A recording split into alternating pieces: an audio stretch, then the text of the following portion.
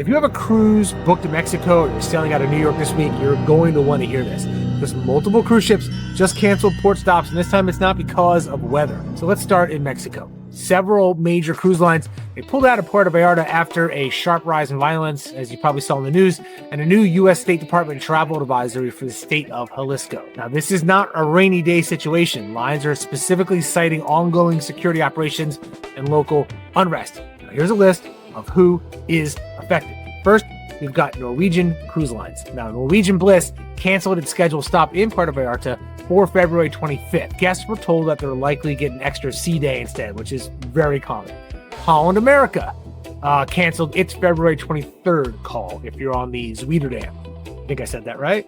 Princess Cruises Royal Princess also pulled its February 23rd stop. Haven't been on Princess yet.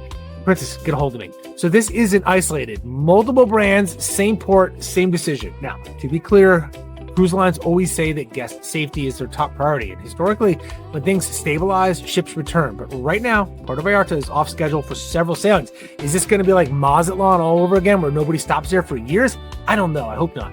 If you're booked there in the next few weeks, keep an eye on your email. Now, let's move to the Northeast because Mother Nature decided to join in on the chaos and kind of screw things up a bit.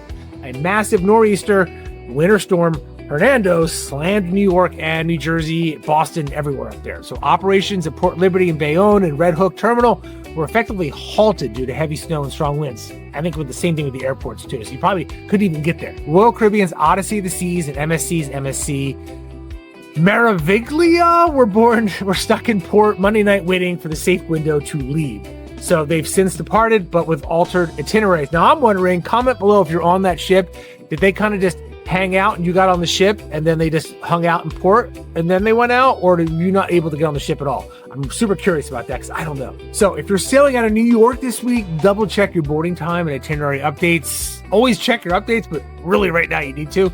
Winter cruising out of the Northeast can be unpredictable at this time of year. I've seen pictures of snow on decks. It's pretty cool, actually.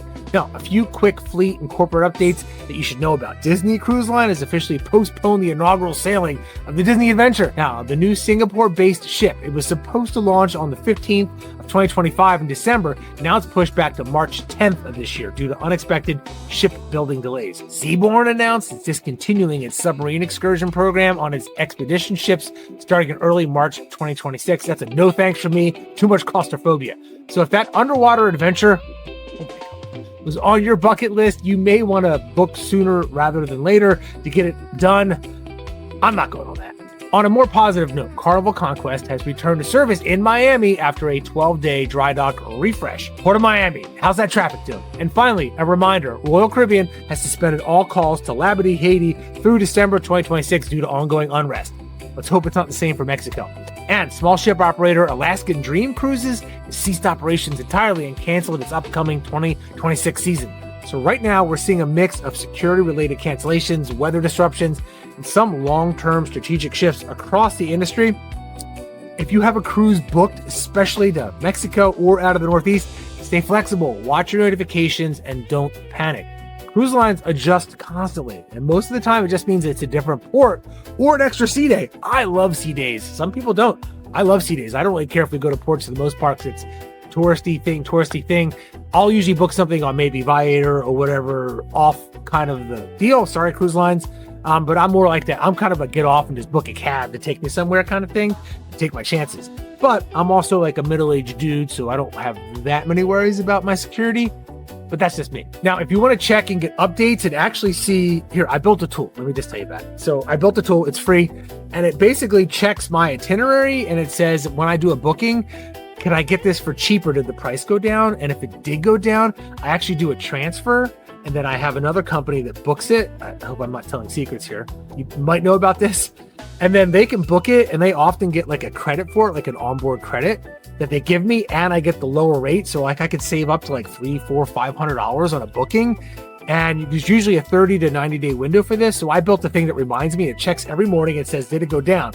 It also checks and says, what tours are booking people booking on this itinerary? What are the most popular tours? What has the highest reviews?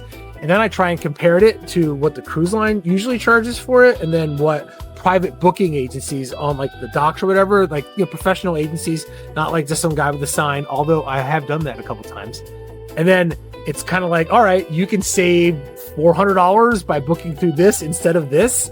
And also what's most popular, because usually the most popular thing is the thing that you kind of want to do. And sometimes they sell out on the ship anyway. So if you're the kind of person that's slightly adventurous and likes to save a lot of money, maybe this tool's of use for you. It's free, by the way. So I have the link in the comments, probably. And if I didn't, it's because I'm still tweaking it a little bit. So you got to bear with me on that. So all you do is enter your cruise, what itinerary it is, and you can even put in what cabin type you have, and then I can tell you exactly if the price went down. In fact, you kind of need to put the cabin type in because the cabin type is exactly how you do the matching for your rate. So anyway, just thought you'd like to know about that. Give me a like and subscribe if any of this helps you at all, and because I'm trying to have you guys have more fun or just as much fun as me on cruises, and also save a bunch of money because it saved me a lot of money when I do this. You see my other videos where I pay $50 for the cruise because I try to get around the system and do the best for bang for my money. If you're like that, then check it out. Anyway, I'll see you guys later. Like and comment, subscribe. Bye.